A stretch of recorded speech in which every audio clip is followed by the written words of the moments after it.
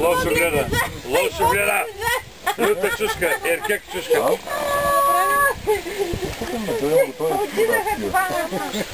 Един репортаж на лагера.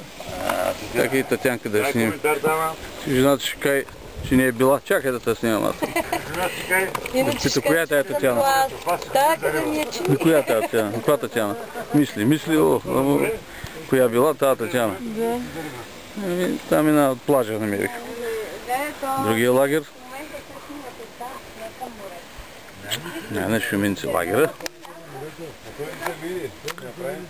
Направим герданчета от Иди от другата страна. Латки, коли и глеко чудо. Кампинг. Ето нивата на Жоро. Ти обиколи целия лагер. Еми отзад снимахме, ето оп. Здрасти. Здрасти. Где не? Танчета, мислиш ли на известно разстояние, човек беше направил? Шапарак. Дай пи коста на сега. Да не сме го... Дай да ли го напръскаш, бе? Това се казва ЛСЗ, значи лека следобедна закуска. Така не? ЛСЗ тук правим това, лека следобедна закуска. Направи малко репортаж. Не дам да се кажа. Сега по интернет. Ай.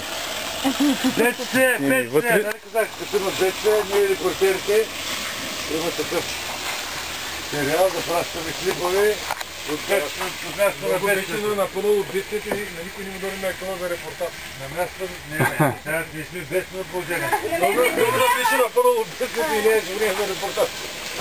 То на мен ми дойде на кола, не нямаш свободни ръце. На мен ми дойде на кола, ама... Ей, пак шиндикиринко! Къде са пистолите? Дай да ме се спаква. Богом представи.